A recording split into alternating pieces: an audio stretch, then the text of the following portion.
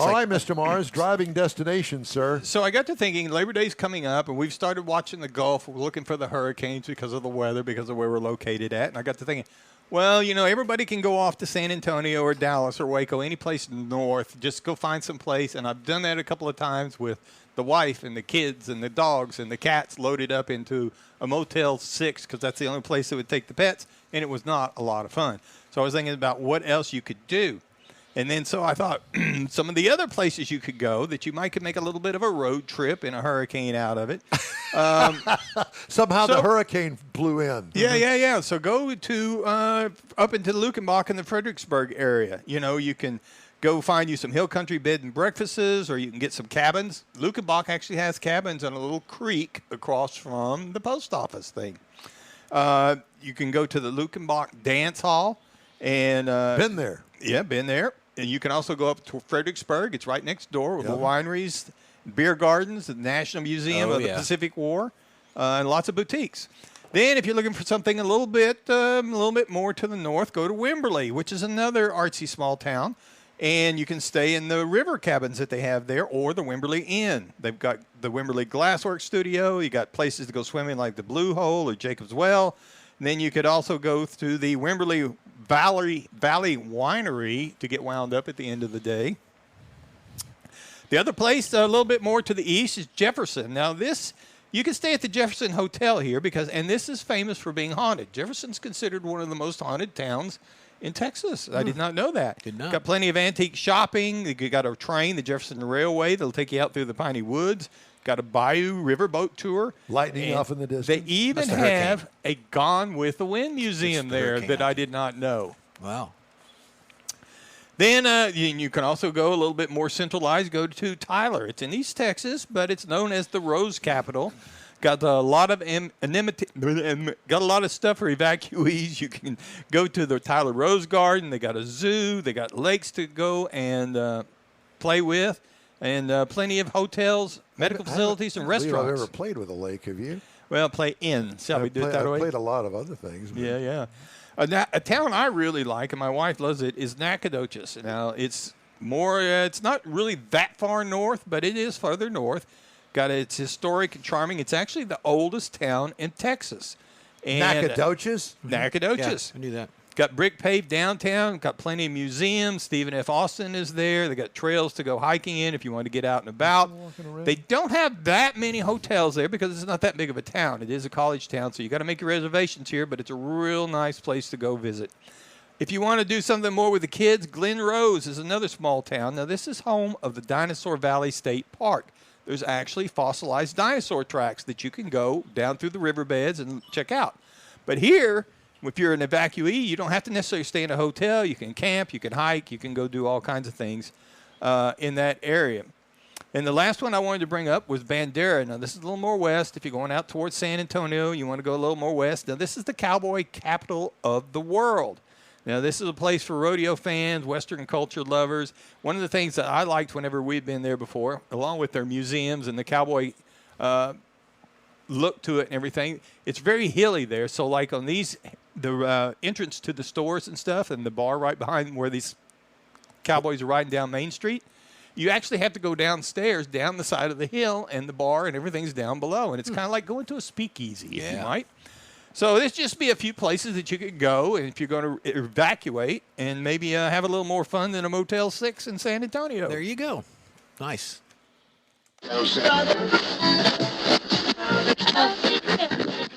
Time now for Jeff's Car Culture. What your car's color says about you. You betcha. And here we go. So this first one, even though it's just the hold shot there, Mike, copper. If you got a copper vehicle, you're not afraid of getting your hands dirty. Hard work and character. Leave that alone. Here we go. Next one is red. Passionate adventure. Drivers who are drawn to red cars have fiery passion and won't hesitate to fight for what they believe in. They get personally invested in things, but they crave most is adventure. Fast rides, pulse-pounding experiences, and exciting encounters are what makes life worth living when you have a red car. Next one is black, Don. Mysterious and sophisticated. That's me, baby. Black car drivers like to keep to themselves and don't reveal too much. They like to retain some mystique. These drivers are perfectionists and won't leave a job unfinished unless it's a margarita glass, if they leave it at all. Their elegance is sophisticated and can capture a room. Next one we have, a practical planner, would be the white vehicle. Just like their favorite color, white car lovers keep things neat and tidy. That'd be Kathy. Yep. Maybe to extremes. You're happy when things are simple, and your practicality means that when it comes to group outings, everyone looks to you for the best plan. Absolutely. Okay, then we got a blue one. Blue is calm and collected, Mike, like the blue ocean. You're too serene and cool on the surface. You generally like to take life as it comes, but underneath that surface are unexpected currents. You're probably a far, deep thinker, and you let it on, and and you can't resist the challenge of a good competition. And then we got green. Green is the environmental protector. God. That's a good shot of that little car. I'd drive that. Yeah, you would. I would. What else would a green car driver be but more passionate about the environment? Yep, everybody knows that. You're always doing your best to make sure that you're being sustainable, and you probably love the great outdoors, too. And the next one we have, if you get one of these, you're a yellow. A beam of sunshine. How about that? Yellow car drivers are as bright as their vehicles, happy, optimistic. When life gives you lemons, you make lemonade. You're socially active and the life of every party, Michael, just like you. Bobby Sparkman. There you go. It's to be expected, though, because you love to make people laugh and you share in their sunshine. And then we got one purple for those that are purple people. The artistic expression. Purple lovers have a real bearing on what they draw attention to and having to seek it out. They're just so good at expressing themselves. They have impeccable taste, whether it's in friendship, music, or art. So you'll never have a hard time finding subjects to discuss. I That's a painted the good-looking front car. door of my old house with a purple door. Did you? Yeah. Brown, salt of the earth. I like this car. I would drive that. Look at that. Yeah. Brown's your favorite color. You're down to earth. You treat everyone the same way, Like you're regardless not of social, feeling professional good. standings. And it works for you. I like it. People love your honesty. Thank you. Would you buy and drive that? I'd drive the car. Kathy had a brown car. Oh. She did. You're a dependable person who enjoys the quiet evenings instead of loud parties. You're the last one to take off from the stop sign. I'd drive that car. I would. There you go. Yeah, you would. Perfect. I'm sorry. No. Brown and green, no. Chevrolet made a lot of trucks and Tahoes and Suburbans that color, and it was like, That brown? yeah, it's like, why? My Cutlass was brown. It was chestnut brown. It was a Cadillac Yeah, color. GM was real big into that it brown was a nice for a color. while. It was really sweet. Flat, Almost- ugly brown. Oh. It was Dirt like brown. It was like a root beer. What'd you call I it? Dirt brown. Oh, dirt brown. I thought you said duck brown. No. That was the duck yellow. That was the yellow. Depending on what end of the duck you're looking at. Yeah, that's true. But there you go. Your car color tells a lot about you. Yeah, it does. There you go. Yeah.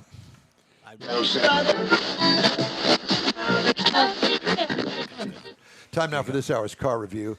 Had a chance to drive the 2025 Toyota GR Carolla. What is that? GR stands for Gazoo Racing.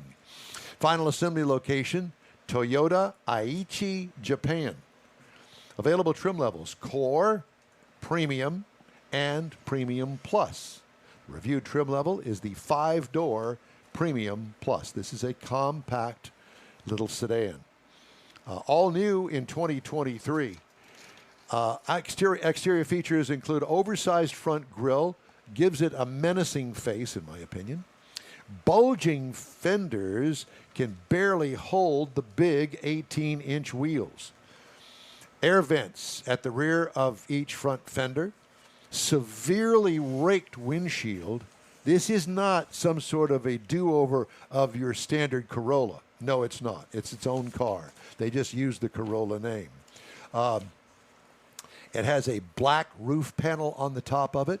The car just looks fast. Several 30-year-old dads that I ran into in different parking lots around town stopped me.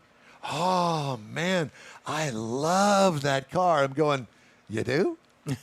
I had no clue. It's got a cult following. It does. And I'll give you the actual competitors to it here in just a second. What could use improvement? Nothing. I'm sure that the aftermarket boys are all over this car.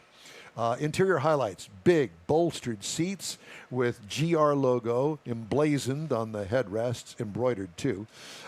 Traction adjustment between the shifter and the cup holder. G meter and other performance displays in the changeable instrument cluster. Small screen works well as far as the infotainment screen is concerned. Cargo, trunk room, tiny. What I liked about it, you can toss it around like your old little 8th grade girlfriend. What could use improvement? No leg room in the back seat. 1.6 liter 4-cylinder engine, 300 horsepower, 295 pound-feet of torque, 8-speed automatic transmission. A manual is also available. Jeff, are you blushing? He's blushing. No, I'm fine. No, you're not. I can't believe you just said that. Miles per gallon. Can't believe I didn't say that.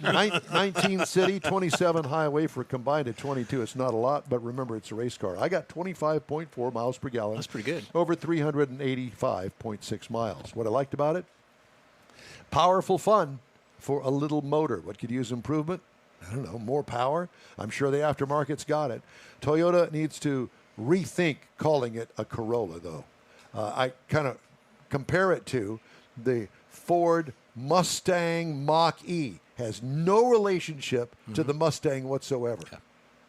That's the same thing for this. This is a Corolla? No, it's not. It's its own thing. They're just using the Corolla name. I don't like the way they do that. Anyway, what I liked about the ride and handling, all-wheel drive, stiffened structure with a different floor pan underneath it. Extra welds are included. Plus, this one had a $720 option called the chassis brace in the cargo area. What could use improvement? Nothing. I love factory race cars. Base trim price, $47,515. Prices tested, $50,433. Base model price for this car is $39,160. This is the hopped up version of it. All right, now, as far as competitors, Volkswagen Golf R starts at $47,100, which is the base trim price of this one. Subaru WRX is $37,750, not as powerful. Honda Civic Type R, $45,595. This is a fun car, and I'm telling you, be ready for being stopped in parking lots by random guys that are about 30-ish or so. Last week, I had a guy stop me. He had his wife and his 2 kids with him, small children. Man, I sure do like that car. So you want to look into it? He says, oh, no, I've already looked into it. I'm drooling as we speak. I'm trying to talk the wife into spending the money. You said you had 25 miles a gallon, which is good. Did you do the toss around? Did you drive it? Not really. Okay, you just did it normal. I did. But you could tell this car will go 100 miles an hour around a corner easy. It's just that kind of car. Go-kart. Got the feel. Yeah, the sticky feel. Most definitely. Okay. Hey, if you'd like to get in touch with us, shoot us an email. The address here is info@inwheeltime.com. We'll be back after this quick break.